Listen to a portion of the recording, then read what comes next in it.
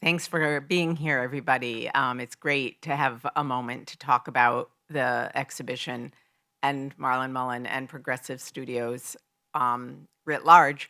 And at the end, we'll be welcoming your questions. So remember them as we go along or jot them down so that by 7:20, you won't have forgotten what you wanted to ask about. So I'm going to just give you a very brief update on how the show came to be. It's part of our series called Projects, which, as many of you may know, dates back now, oh gosh, 55 years. And it started at a time in the early 1970s at MoMA that you may not know about or remember well, where contemporary art was not that, what shall we say, visible or really privileged on our exhibition program. And a bunch of staff got together and said we wanted to inaugurate a series that actually puts forward names that are not known to much of our or most of our audience and really provides an opportunity for introductions. So we have an incredible history. If you look on our website at the list of artists who, at moments they were not yet known names, had projects, exhibitions here, it's very moving. And usually it means young or young-ish, that they haven't been scooped up by the mainstream art world at that point. But we've interrupted that on several occasions, and this is one of them, where Marlon Mullen, for probably this audience and for a certain art world audience, is by now a star. But for the general 2.5 million people a year MoMA visitor, wouldn't be a name known to them, and we wanted to introduce his work to them. So Marlon, as I say, is a veteran of art stages around the country. And I'm thrilled today, truly, to have Andreana and Tim and Matthew here because they are in the forefront much more than I or Alex in regard to this material. And it's been over a decade, therefore. I think Marlon's first show at White Columns was 2012. And so in that context, the MoMA Projects exhibition is focusing on his last decade of work. And looking at the show, the big wall that goes floor to ceiling is works from the mid-teens. And then the works that line the two side walls are primarily works from the last couple of years, including works that were wet when they got here this fall. The idea of the show happened just about a year ago.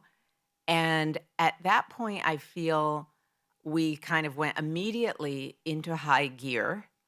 And I want to thank the people at NIAD, Amanda Eicher, and so many of her colleagues there who opened the doors of the NIAD storage, which is a very marvelous place, and let us see everything that they had, that Marlon had produced and not yet sold or sent somewhere over the last many years.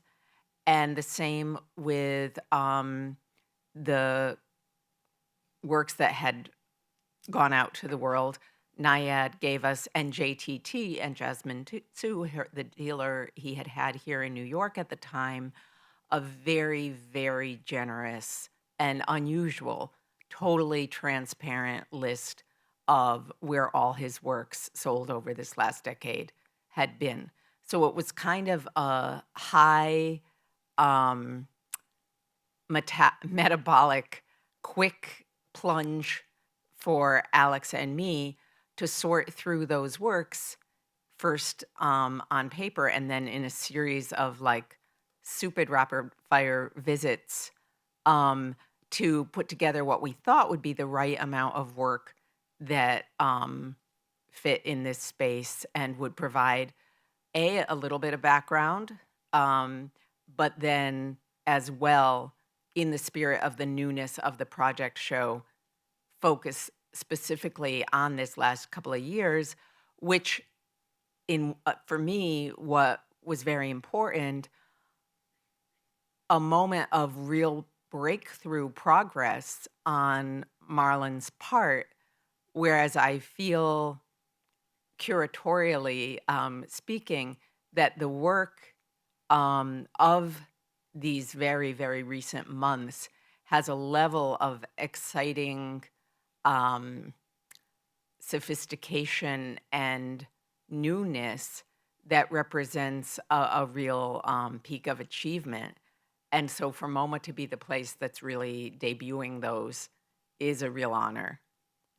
And I remember a conversation with a colleague, Nancy Lim at SF MoMA, shortly after he was included in the Sika Award show in 2019. And I said, well, what's your feeling about the trajectory of Marlon's career? Because we're always thinking about careers, lifetimes as a whole, and there are ups and downs and phases of better and less interesting work and all of that. And she said, oh, here's my graph for Marlon.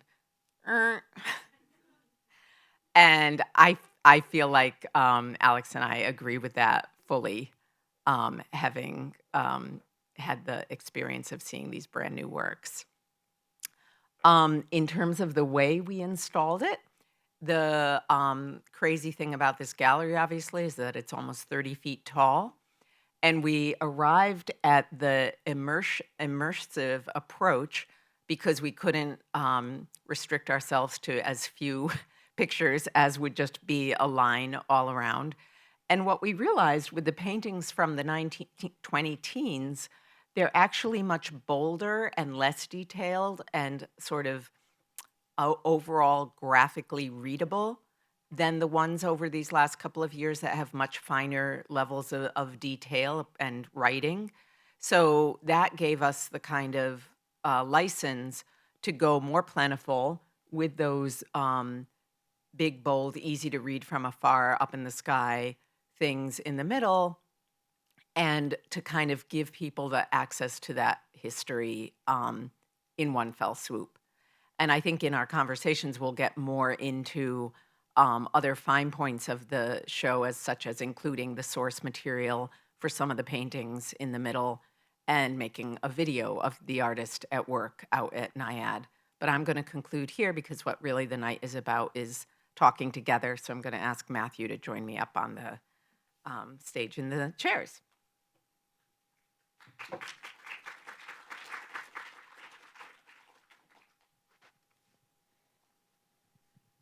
The floor is yours. I thought you were going to ask me a question.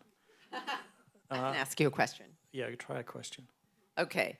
What draws you to Marlon Mullen's work? What did at the beginning, what does now? Are you over it? I met Marlon in 2011 at the Berkeley Art Museum. He was there with his mother. And he was part of an exhibition organized by myself and Larry Rinder, who was the director of the Berkeley Art Museum, Pacific Film Archive at the time. And Larry... And a former MoMA staff member. Yeah, and Whitney too, right? Yeah. And Larry proposed an exhibition called Create, which would look at the work of 3 Bay Area progressive art studios, although I don't think that term was used at the time, which we can come to later. Yeah. Founded by the same couple, Florence Luden's Katz and Elias Katz. And Larry decided to invite me to select the work from Creative Growth in Oakland, which I'd been involved with for a number of years at that point. And Larry selected the work from NIAD and Creativity Explored. And that's when I first saw Marlon's work. And it was just a really intense experience encountering his work at that time. And this is an image of the White Columns exhibition a year later in 2012 when we organized Marlon's first show. And it's before he started to do his paintings that are now well known from magazine covers, and it was before he started to incorporate language, or legible language, or semi-legible language into his paintings. And when I first saw the work, I hadn't seen any of the original source material. I would see some of them later, but what struck me was you were just confronted by these kind of, I've called them sort of, visual rebuses. They're like puzzles. They're extremely difficult, stroke impossible to unravel. And Marlon's essentially are mostly nonverbal, so there wasn't a communication with the artist in terms of what the artist's intentions were, what the artist was thinking about, what the artist's process was. And it was only then subsequently when I saw some of the source material that the paintings have been created from that you could see this really sort of extraordinary process of translation of a found image into a painted image. And you started to understand something of Marlon's process in this idea of translating one image from one medium to another. But within my practice, at that point, I'd been working with artists with disabilities, and especially in collaboration with the centers that supported them, for about 7 or 8 years when I met Marlon. And just on that first encounter with his work, my literal first thought was, oh, we should show this in New York at White Columns. And so this was, from that exhibition. This is obviously a football player. So some of the images, I think you can get a sense of the original, but others were much more obscured. And that was my initial introduction. So great. And for audience members who aren't so familiar with your work, let's even back up further. What got you interested in working with creative growth and this whole field? I moved to the Bay Area from London in 2001, in the fall of 2001, and I came across it almost serendipitously, creative growth in 2002. I literally walked past it one day. And if you've been to Oakland and visited our studio, it's in a former car showroom, car dealership, and the full sidewalk to ceiling glass windows, so you can see everything that's happening inside the building. And as I walked past the building, it was clear something extraordinary was going on inside this space. So I just walked in. And if you've been to Creative Growth, each day there's about 50 to 100 artists working together alongside each other in a shared studio space. And it was really, for me at that time, I would have been in my mid-30s maybe. It was really a transformative experience. And certainly subsequently, I've sort of described... Sorry to interrupt. What were you doing otherwise? What were you doing? Who were you? I was a curator of contemporary art, and I'd gone to San Francisco to work with Ralph Rugoff. He was the director, and I was the curator at the Waters Institute. But certainly after my first encounter with creative growth, and really more than that, I think, with my encounter with the cats as ideas, it struck me that what I'd been doing before wasn't necessarily wrong, but it wasn't what I should be doing. And certainly the way that I've discussed it since is that after that initial encounter with creative growth in the studio and the cats as ideas, everything I've done since has been directly informed by that experience. So there's a kind of before creative growth and an after creative growth. And then when I moved to New York 3 years later, it seemed just a really straightforward idea was to keep supporting the work of artists with disabilities at White Columns, a space that historically had been known, I guess, for supporting younger artists at the beginnings of their careers. But it seemed to me just an interesting idea just to keep supporting this work.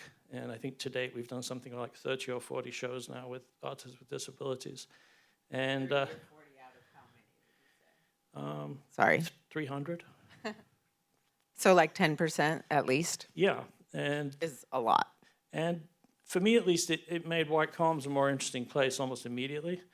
And then for me and the staff at White Columns, which changes over the years, what the Katzes were proposing and the reality of my experience of working with progressive art studios and their artists is that it just makes everything much more complicated. And I think an obvious thing about how it might complicate it is that, say, where the artists are nonverbal, we can't use any of our kind of conventional curatorial tools in terms of having a conversation with the artist or a studio visit with the artist, because We're not privy to their intentions. We're not privy to, their process. So it seemed to me that every time you encountered a new artist or a different body of work in the context of a progressive art studio, that the old rules didn't apply, and you always had to start from scratch over and over and over again. And that seemed really, an interesting thing to be Something we encountered. can take away for every encounter, actually. Yeah, but it was very different than, say, meeting, a sassy MFA student at Columbia or Yale, because you can almost rely on the fact they've got a shared art history, they've been exposed to a shared art theory, some of the kind of their relationships to the idea of the art world or the art market are all pretty similar. Yeah. And what I experienced, say, in the case of Marlon, but many others, is that none of those things applied. And it sort of pushed white columns into having a sort of different relationship, not just with the artist and the work, but also developing ongoing long-term collaborative relationships with the studios themselves. Yes. And for me, that became a really interesting part of it. We weren't just supporting the artist in their work, but we were working with an extraordinary organization. And those relationships, I think, really strengthened how White Columns thinks about itself at the moment. And could you back up and just for everybody listening, summarize in a minute or two the Katz's ideas you're referring to, because they, in the 1970s, were really trailblazers. Yeah, I mean, the first center they founded was Creative Growth in Oakland, which they founded in 1974. So it just celebrated its 50th anniversary with a really wonderful exhibition at SF MoMA. And, that's another real development to the last 2 or 3 years is the institutional interest in this field, which is, really rewarding that it's happening. But the Katz's ideas emerged out of, and I think it's important that it happened in Northern California because it emerged out of the same kind of sort of social and political narratives that were happening in the women's movement, in civil rights movement, in queer arts, and so on. And the Katz's were really far-sighted and prescient about arts and disability. And they published it's almost like a manifesto, but really what it is, it's a self-help manual explaining to people how to set up your own studio in your own community and the kind of sort of structure that they set up in Oakland. But it really reads like a manifesto. And their ideas, I think, are so radical and so advanced of pretty much anything I'd encountered in the art world that it's not surprising it's taken such a long time for them to start to be assimilated because, I'm a great advocate for what the Katz's were proposing, but to me at least, what they set in motion in the Bay Area in the mid-'70s is as important as the Bauhaus, and it's as important as, say, Black Mountain College. But it's just not acknowledged as that yet by the wider art world or art history. Yeah. But it's clear that what they're suggesting is really radical, is that any individual, regardless of their circumstances, can have an amazing life through the development of their creativity.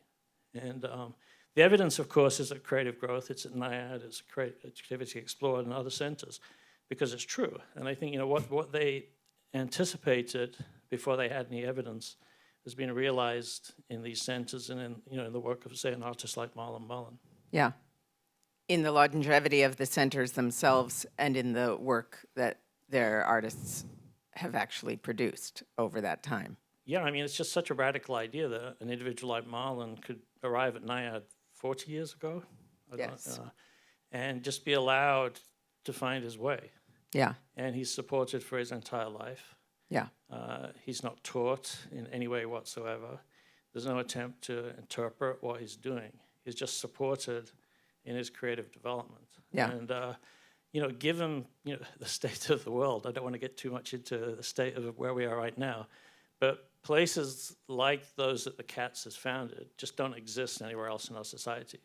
Yeah. Where an individual is just supported. Yes. Indefinitely. Unquestioned. Individuals supported on their own terms. Yeah. So Judith Scott's a great example, who was an artist who, as MoMA has Judith's work, and she was a deaf woman, deaf mute woman with Down syndrome, and her first 2 years at Creative Growth, she didn't do anything, but she was supported in not doing anything. Yeah. On the promise that she might do something. Yeah. And then eventually she created one of the greatest bodies of sculpture in the post-war era. Yeah.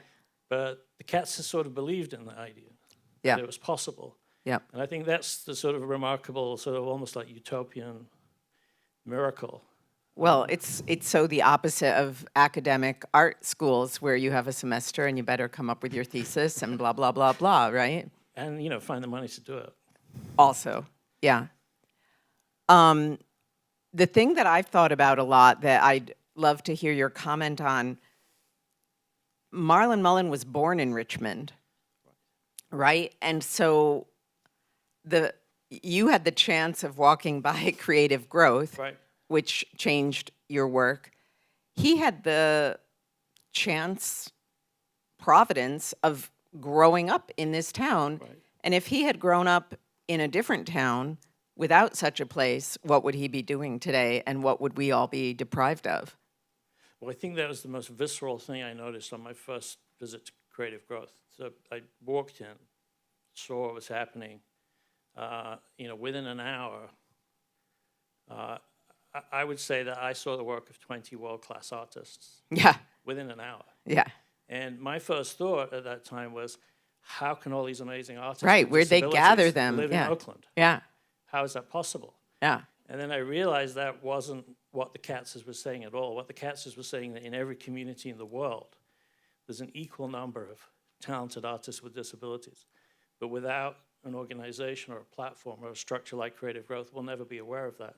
yeah. Nor will those individuals be aware or be encouraged to develop that. No.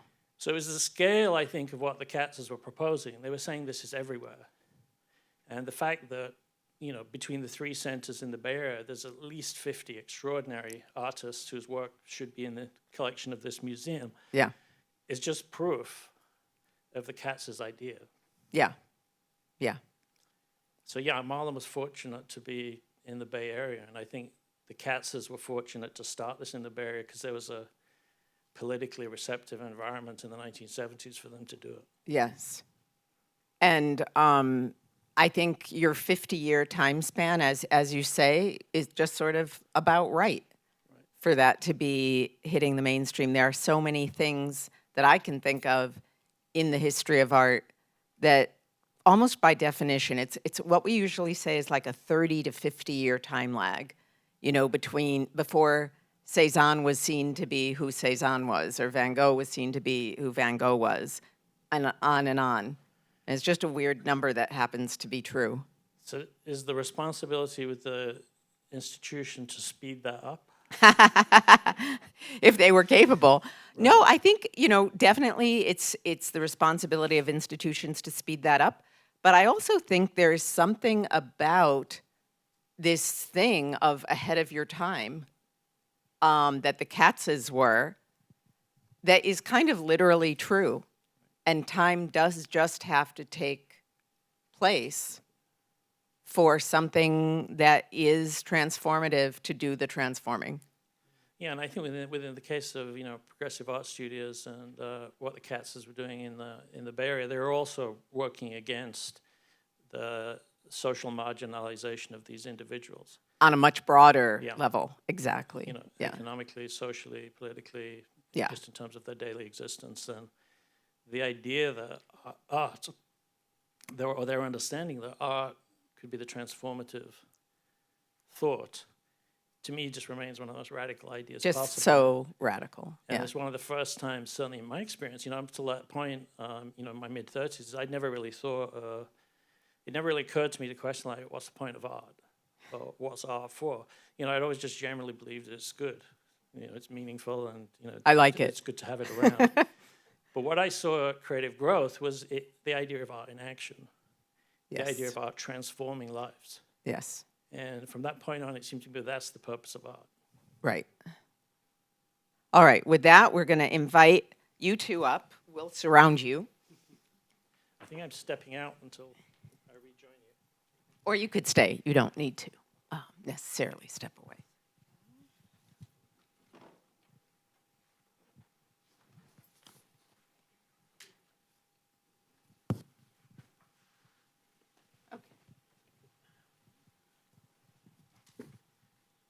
So welcome. It's great to have you here. Thank you for coming to New York for this event, especially.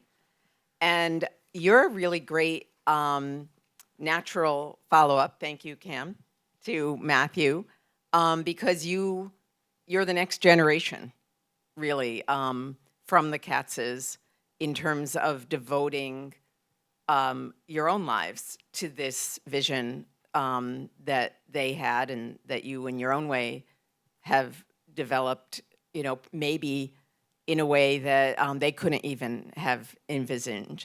So let's give folks a background just briefly on what it is you two to do together with Disparate Minds. Sure. You want to take that? Sure, yeah. So we actually met in a progressive art studio in 2011. Worked there for a few years and then started the project as a way of connecting with studios all across the country. So we took a long road trip and visited over 20 studios. How'd you go about finding about their existence? I mean, we knew about a lot of them already just from following the field. And then just cold called a bunch of people or just showed up. Yeah, we had been working together in one prior to that, and I had a similar experience to what Matthew described when I first came across the one that I just happened upon. My immediate thought was that this is what art is for. I had been sort of looking for that. I living with this belief that art was something more than what I had experienced so far as an artist. It's like an aspiring artist, and these programs sort of answered that question for me of what art is really about. Yeah, and then like Tim mentioned, we're both artists. So And we're both artists before becoming Disparate Minds. Correct. Yeah, so like I entered through, I went to SAIC in Chicago, which has a rich history of self-taught artists. So that's how I learned initially. And then came across the program that we met at, and it just felt like a natural fit. And so you were saying you knew from your work these different progressive art studios across the country.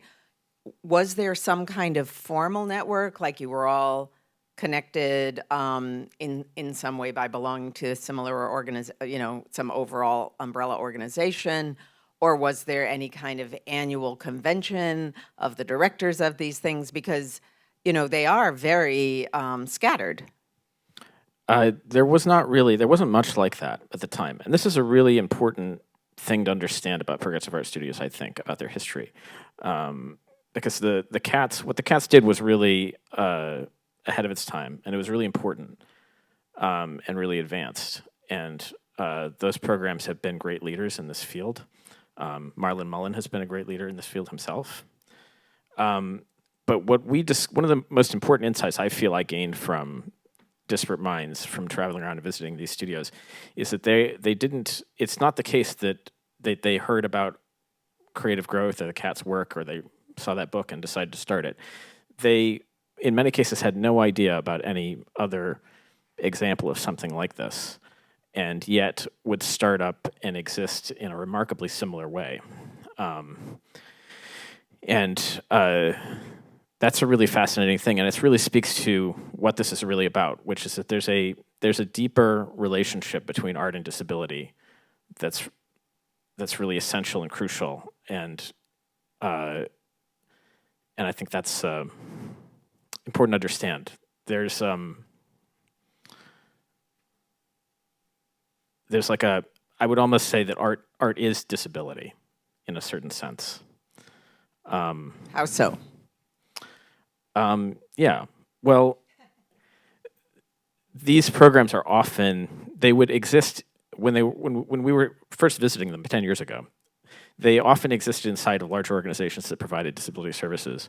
And what would happen is that in a sort of a day program, as it's called, there would be an artist who sort of found their way into a day program, discovered this possibility, because they find all these creative people in these spaces. And that's my experience. Anytime I go to any day program, and I've worked in a few of them now, they're just full of creative people, because that experience is sort of the same thing.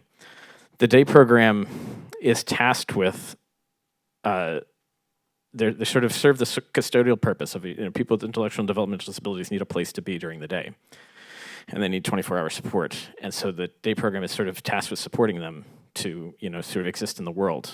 And disability,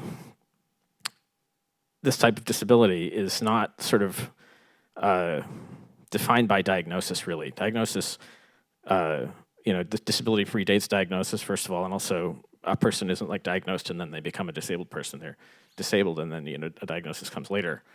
And that sort of disabled identity comes from, we know now, it's something we call the social model. It's sort of these people are not included. Their sort of way of being is not included. And the most sort of basic way that's understood is that they're not employable. They have just it's prohibitively difficult for them to understand other people's ways of doing things, so that they can't do a job, for example, in the community. And so what day programs often try to do is try to find some sort of role for them, some sort of simple Occupation. job. Yeah, an occupation, a job, something they can do, some piece of something, and try to break down jobs into small pieces to find a place in the world that they can help these people to fit.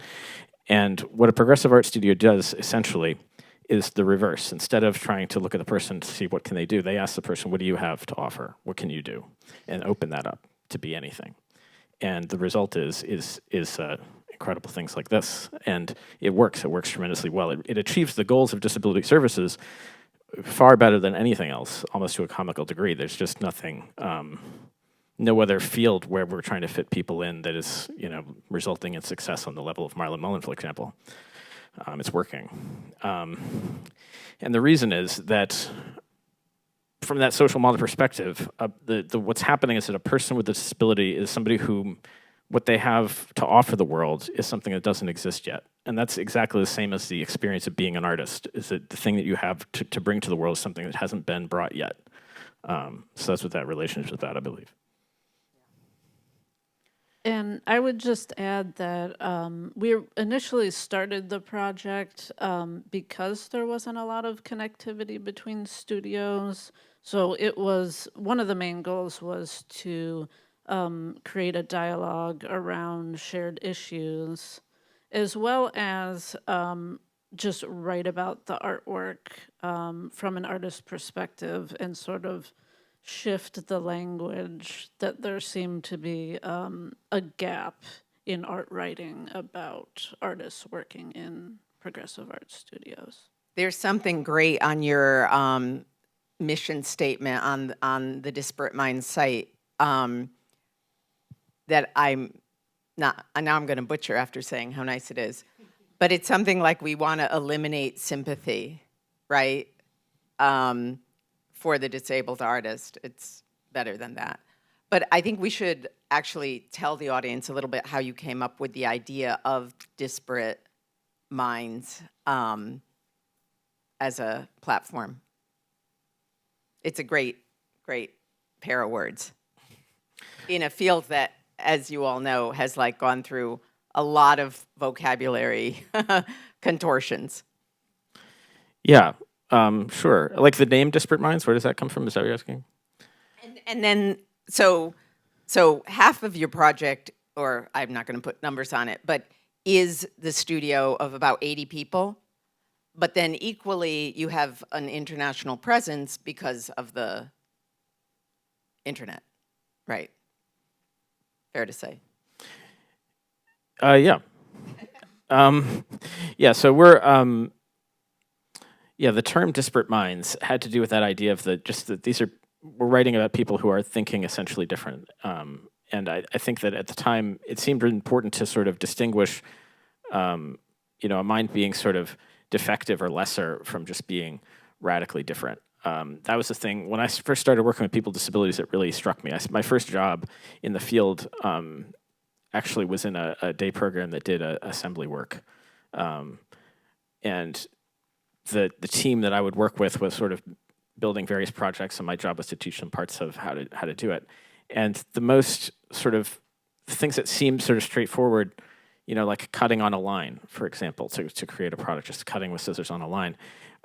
When you start to try to explain that to somebody who just doesn't immediately understand that, there's this fascinating experience of like all of these assumptions you have about how things work that are totally broken apart.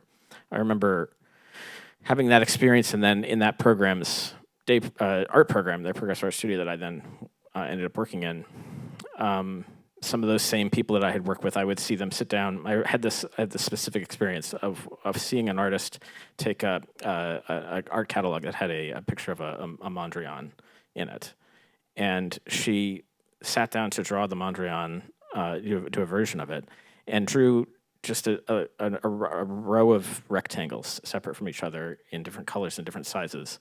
And it wasn't like this was a intentional sort of interpretation of the Mondrian. It was just like this was like the idea that the rectangles are arranged together and touching each other certain ways. It's just not important in her way of seeing the Mondrian. And it just blows my mind. And that's the experience of being in a progressive art studio, just having your mind blown absolutely every day by things like that. That's good. And why do you choose the location where you are now? And explain that to people. Oh, sure. So we both currently work at a studio called Arts of Life in Chicago. Out of the studios that we had visited, it felt really aligned with certain ideas, specifically the ambitious nature of the gallery programming.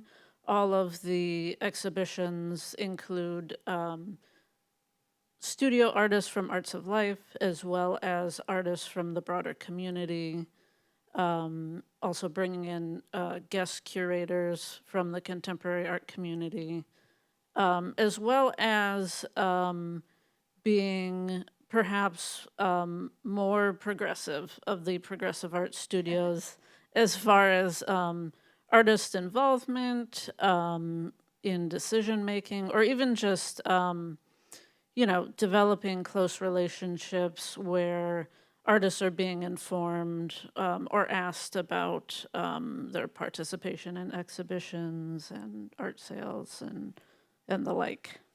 Yeah, Arts of Life is an early example of kind of a new way of these programs existing that's exciting. When we were first doing this, a lot of the times the progressive art studios we visited, or the art studios we visited, were sort of existing within a larger disability services organization, where that large organization didn't even necessarily know what that artist had been doing in that day program. They were just, the artist was like they had discovered this great secret, and they had become devoted to it out of love for the work that was happening there, and it wasn't necessarily known or seen.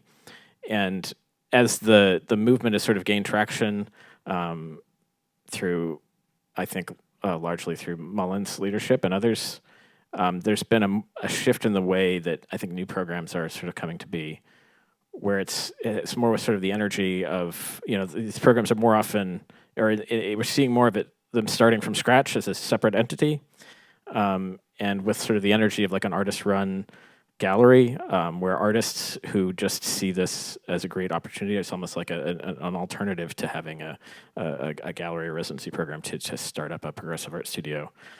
So it's a really fantastic thing to see. And that's how Arts of Life started. It was started by the sort of a combination of a really progressive way of thinking about disability services from the founder, Denise Fisher, and co-founder, who was one of the artists in the program, Veronica Kulk. And when did they found it? Arts of Life's been around for 25 years, 25th anniversary this year, actually. Okay, so this is probably a good moment to invite you back, Matthew, and have a general discussion on, I think one of our prompts was, what do you all see as the future, both immediate and longer term? Here, you can all edge around more. what's a next step? What do you see perhaps as the ambition for what would come now, having come a very long way, not even in the 25 years, say, since your organization was founded, but in these 15 years since you got involved, since you guys began your own involvement? Yeah. I think I have the crew of three of the best possible people in the U.S. to answer this question. Yeah. So I feel like we've been able to witness over the past 10 to 15 years, as well as others who have been working in this field for a long time, a significant shift in the convergence of the progressive art studio movement with the contemporary art field. I also think it's important to note that over the past decade, that the use of outsider art terminology has sort of started to fall away, as artists working in these studios are gaining visibility in their communities and being actively engaged in things like social media. As any artists are, it becomes a lot more difficult to assign that designation. Yeah. I mean, I think one of the most visible things that's happened in the last couple of years has been serious institutional engagement with this field. And that's only really happened very recently. Yeah. And it still isn't widespread. So I think in the next decade, let's say, That I builds. would hope that just becomes a much deeper engagement, not just with individual studios, but with the field, expands to, you know, research, collecting, and really developing an institutional framework nationally and internationally for this work, the work of the different studios, locally and nationally and beyond. And, you know, I think that should accelerate. I think, you know, Creative Growth's done 50 plus years pioneering work, and then individuals like myself and others have done 10, 20 plus years. And it seems to me that the sort of time for being patient is over. And it seems to me that the thing I don't really understand is I don't understand why contemporary art museums in the communities where there are studios aren't more actively involved with these places, because they're often the most interesting places in those communities. Yeah. And they present for a public, and I mean a very general public, an extraordinary opportunity to engage with art, contemporary art, and ideas. And, you know, my feeling is that if MoMA had a gallery dedicated to work from this field, or incorporated work from this field throughout your, you know, rehangs, that some of those moments would become some of the most popular and engaged with moments in the museum's narrative. Yeah. And certainly, you know, I think that the recent engagement at San Francisco's Museum of Modern Art with the 3 Bay Area programs, which is like a 3-year commitment. They bought 150 works. They organized Creative Growth's 50th anniversary show. It's an ongoing conversation. It's a good model, I think, for institutions elsewhere. Right. And certainly those studios are here in the city. Yeah. And, but, you know, I think we've seen really dramatic progress in the last 5 years. And if that can be built on. And I think what's interesting for me, and it keeps going back to the Katzes, is they anticipated all this in their original thinking. So when they opened the first studio in Oakland, it had a public-facing gallery. Right. And that the public-facing gallery showed not only work from the studio, but also work from the community and other artists. And from day one, they didn't want the work produced in the studio to be isolated or ring-fenced. Yep. They wanted the work to be incorporated in with the other kind of contemporary art that was being made at that time. And, you know, I think certainly when I started to show the work of creative growth artists and then others at White Columns 20-odd years ago, I felt there was a sense of permission from the Katz's ideas that this is what they actually wanted people to do. Yes. And, yep. And maybe stating what people already know, but I just want to go back 90 years in MoMA's history very quickly to point out that this is actually a field that is extremely deeply embedded Sure.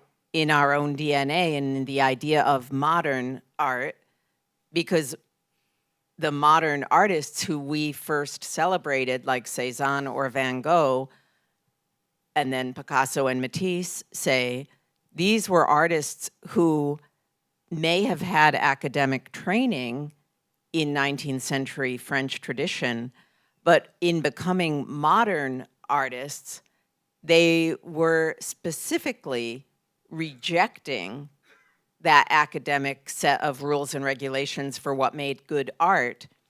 And as they were striving for that independent vision that was much more about the self rather than about the academy, some of their biggest role models were what then would have been called any number of different things, but self-taught artists among them. And right away, MoMA was showing those people in the 1930s and collecting that work. And it was without the advantage of progressive art studios because they didn't exist. And it was so more one-to-one-to-one. Like one notable exhibition that you may have known about was in 1937. We had a show of the carver, stone carving artist, William Edmondson. And that, was just completely celebrated here.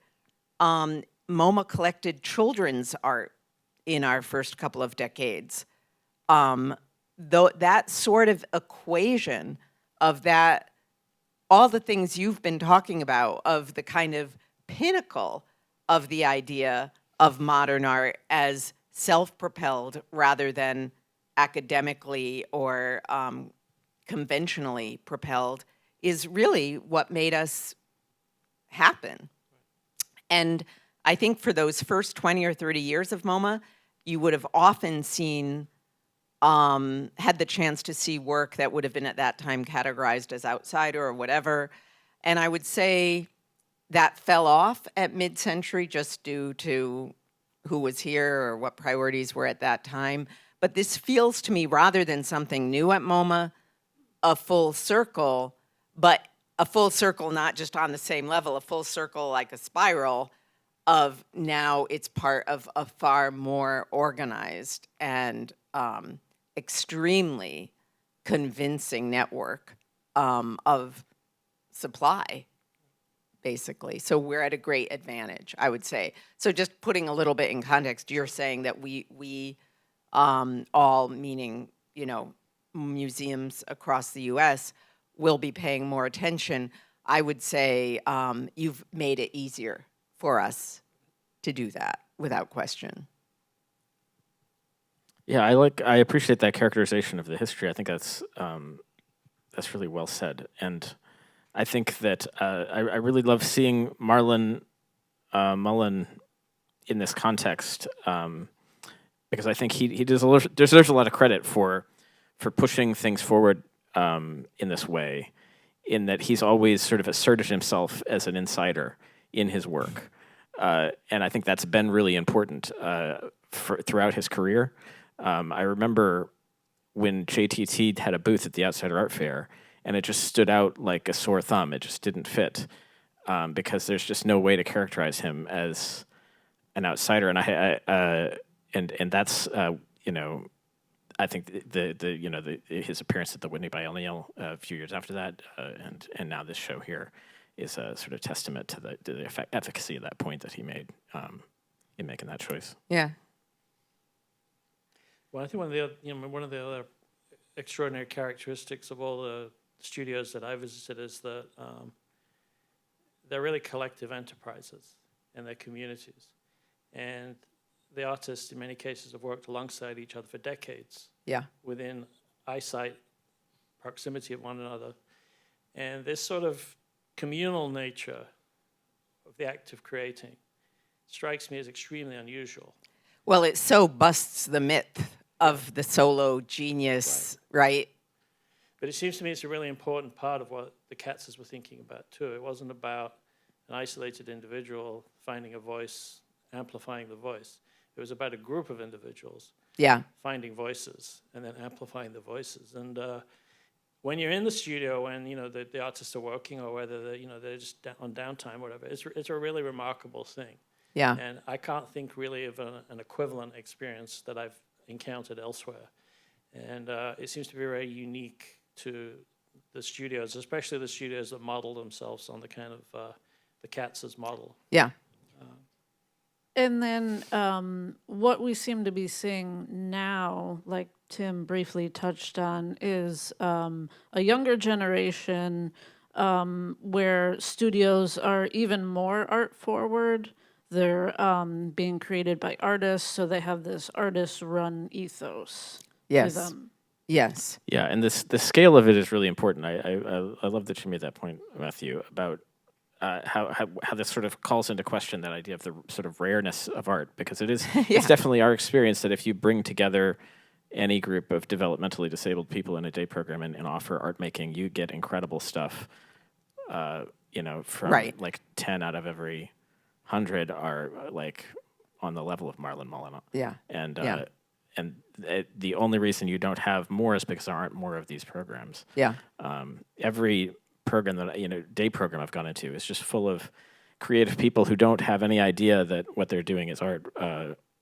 But it absolutely is, because, as I was saying, that art and disability relationship is like the sort of creative problem solving is an inherent part of the experience of somebody who has an essentially different mind, sort of connecting with the world.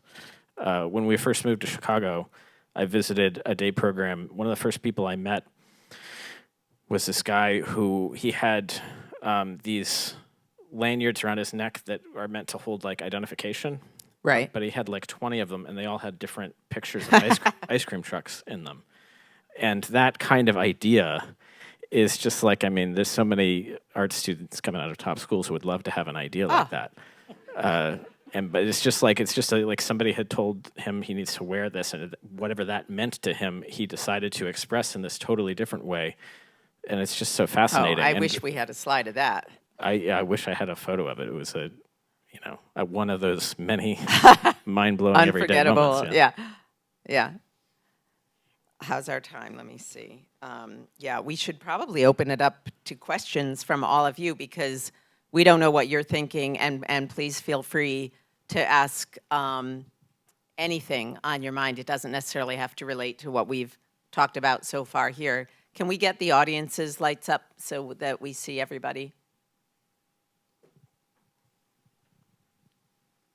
And I think we have Cam walking around, or no, you're walking around with a mic. So raise your hand if you'd like to have that mic, and it matters to talk into the mic for the people who are listening from afar.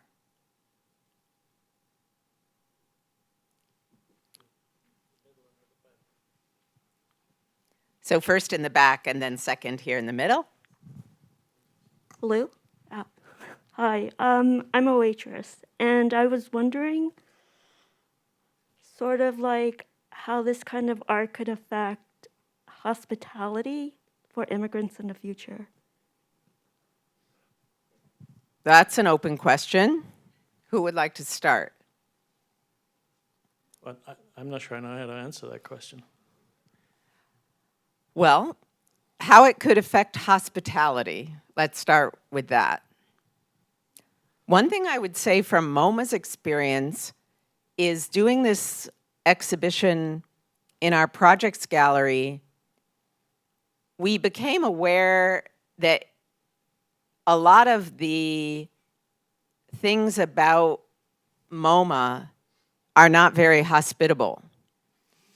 Like the noise factor and acoustic situation in here is less than ideal. And so for this show, we paid attention to that. We put sound-absorbing carpet on the floor because it's a 30-foot tall ceiling, so the echo and reverb is bad. And we researched and found out about those seats with made with sound-absorbing fabric. And in fact, this was an ongoing research, and so this is a photo from the opening day, but actually since then we've brought in more sound absorbing furniture with backs, for example, more like sofas. And one lasting effect that will have on us is that we're going to move furniture and flooring like that beyond the Marlon Mullen show into the museum, and we already are, because we realize it's not just, say, neurologically divergent artists who like comfortable seating. You like comfortable seating, I like comfortable seating, right? And so on and so forth. So I don't know, that's a little bit of a sort of triangle-y answer to that first half of your question. But what I love about your question is that it opens up the lens to not just the looking in art and liking the art, but, and you've all touched on this, how working with this art actually broadens you automatically to thinking beyond art and to life of all of us, right? Is that fair? Well, I mean, again, it's not precisely addressing your question, but one of the things that was incredibly striking on my initial visit to Creative Growth and then subsequent visits and then to other studios was the extraordinary diversity of the artists in the studios. And, you know, we know the wider contemporary art world, the institutional art world have struggled around ideas of diversity and inclusivity. And I thought what was also remarkable about the Katz's thinking was that they understood that disability doesn't discriminate, it's completely universal. And that the studio in Oakland, for example, looks exactly like Oakland. And is representative of the communities in Oakland. Yeah. And I'd never encountered that before anywhere, where the entire community is represented through disability. Yeah. And within that, the structure or the framework that the Katz's had created worked perfectly. And again, it seems to me it's another interesting and convincing argument for why contemporary art and modern art institutions in these communities should collaborate with progressive art studios, because it addresses, you know, questions of community engagement that sometimes institutions struggle with. Yeah, yeah. Francesca Rosenberg, who's here, and we should give her the mic for a minute, because she does an amazing exercise with the staff when she's introducing what her team works with. And can you do the 1-minute version of getting us to raise our hands? You know what I'm talking about. You don't? You say, do you know, ... No, you do it. You do it. Hi, everybody. Impromptu. So we asked, do you know anyone who has memory challenges? Do you know anyone who has trouble walking upstairs? Do you know anyone who has vision loss, and so on and so on? And it's part of our disability equity training with our staff to get everybody to think about the fact that everybody, you know, the staff have disabilities, the visitors have disabilities, the artists that we show have disabilities, and so on. And so it's really just to get everybody thinking more inclusively. Yeah, I mean, within 2 minutes, everybody's hand in the room is up. So it's to your point of reflecting Oakland, it's, you know, reflecting MoMA staff. Right. Yeah. I think it was. Yes. Your turn. The question was, how do you guys decide, or how do progressive art studios decide what materials or mediums to sort of give them an opportunity to make art? I'm kind of thinking about elementary school art class, where I know I was frustrated by getting the wrong red. There's a lot of different reds, and I had the wrong set. So I guess my question is, how do you know what to put in front of these people? Because I think if you get the wrong materials as an artist, I don't really know what to do if I don't have a pull in to some of that material. Sure. Yeah, it's pretty challenging, especially weighing high-end archival materials with the budget we have as nonprofits, having pretty small budgets. So, I mean, I can speak as far as my approach in sort of determining what materials to provide, in that it's good to have a broad range of materials, having archival papers, a wide range of sizes, but also it's very individualized. The process of facilitating artists in the studio, so trying to balance artists who are more established and very particular about their materials using, let's say, like Holbein watercolor, with very new artists who it might be better to have more general use supplies for, and having, like Matthew mentioned, so many different artists working in so many different processes and materials. Yeah, so there's a lot of practical concerns to weigh, but I know that specifically at Arts of Life, we want to elevate the work as much as possible, so getting those high-end materials, especially for artists with more established practices. Yeah, there's often a lot of experimentation involved. Trial and error. Oh yeah, yeah. Some artists come to the studio with a really well-established practice, and we are just providing whatever it is that they're used to using.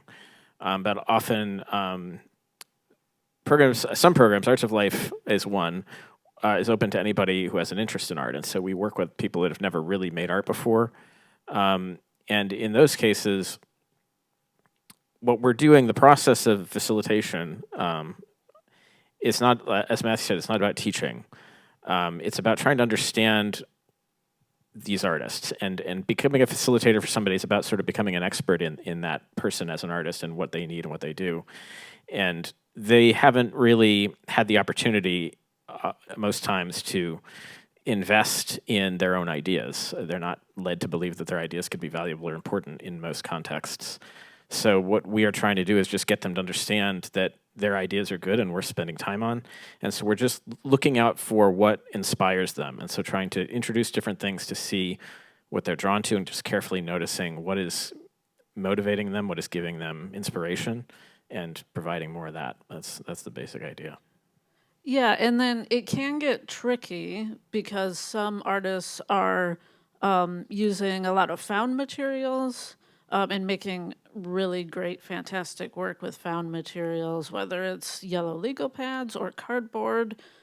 So not wanting to steer people away from that also at the same time. So like I said, it's just very individualized. Yes, in the back. I think you were. Thank you for sharing your expertise and experience with us. It's so interesting to hear that history with the institutions in Oakland 50 years ago and the kind of early leading thinkers there. And I'm curious, who do you think is the equivalent of those leading thinkers and institutions today that are trying to kind of widen the aperture of who's considered an artist, if you had to think about their modern day analogs?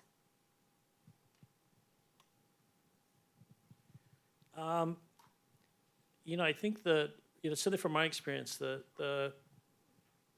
especially in the United States, the Katz's ideas have an almost like monolithic relationship to the field. But then within that, there are these extraordinary kind of like local nuances in terms of how programs are delivered within specific communities. And I think that's where, for me, it just gets really fascinating about how the kind of larger structure can be applied anywhere, but I think it's when it takes shape or takes form in a different place, you just get completely unexpected or different results. So, I mean, two very recent studios, a PASC in Detroit, which is Progressive Art Studio Collective, I think that's the acronym. And then there's a really fantastic one very close to where we're sitting tonight in Frenchtown in New Jersey called Studio Route 29. Like Hop is up there in the audience, huh? And what I think it speaks to the power, not just the strength of the Katz's ideas, the power of the idea is that it can be applied anywhere, and it works. And it can work for a community of 12 people, it can work for a community of 50 people, but the things that need to be in place really are a culture of support. And of course, in the present tense, that's under threat because the majority of progressive art studios are funded through Medicaid. And if Medicaid changes, which seems plausible, then the nature of these studios and how they support themselves and how they operate will change too.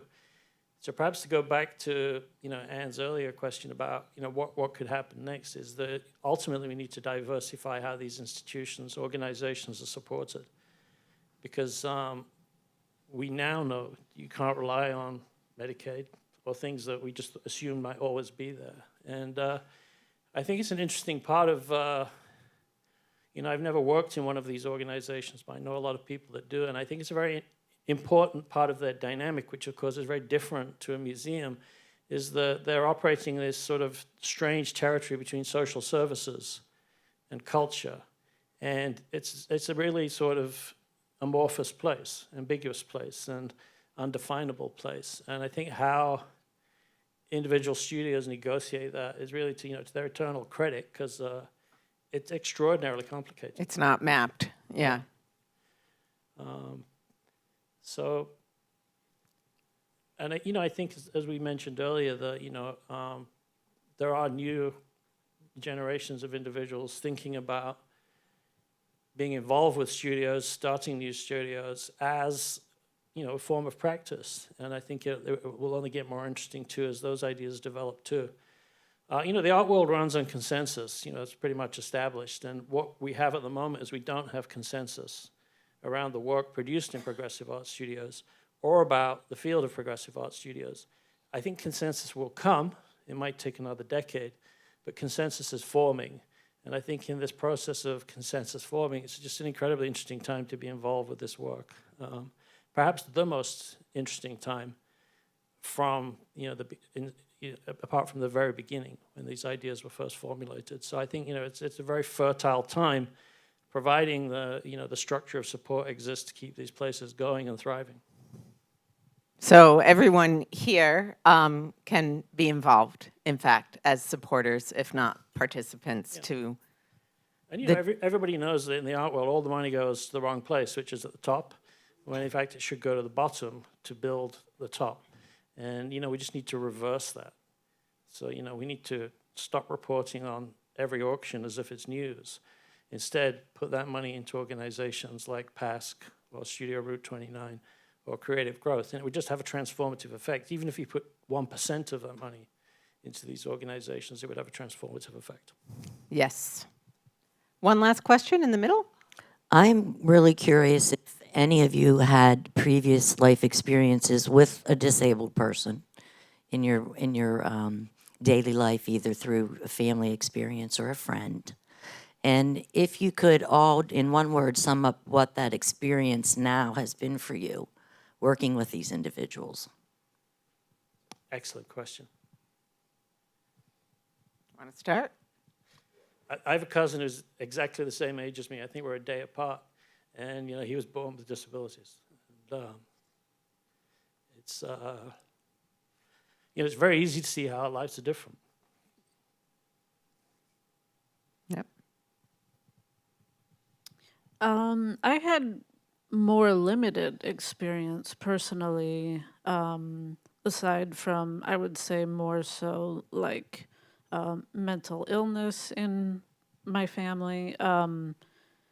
So working in studios was probably, the first time I was really developing relationships with artists, and I would just sum it up as inspiring. The artwork is, just endlessly inspiring for me. Well, I'm autistic myself, and sort of grew up around disability a lot as a result of that, being in segregated settings, without actually realizing it at the time, oddly enough.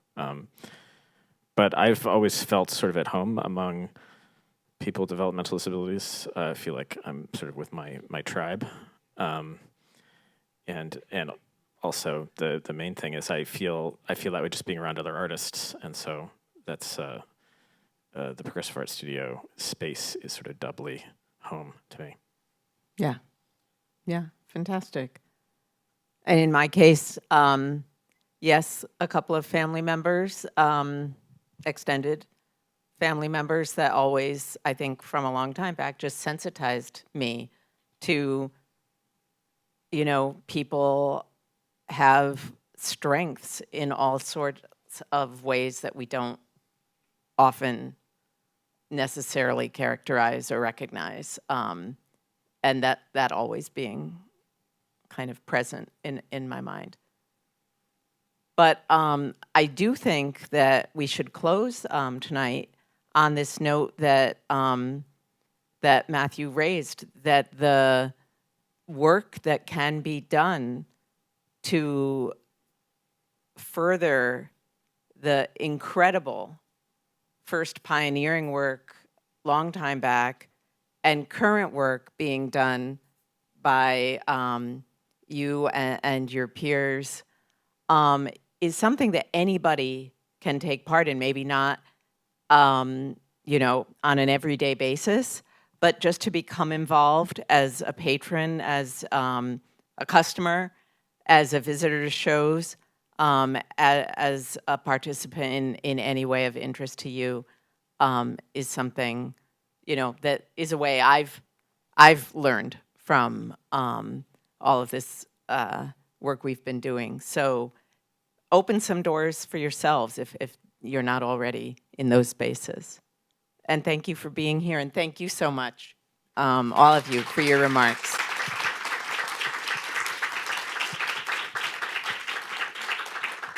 Thank you.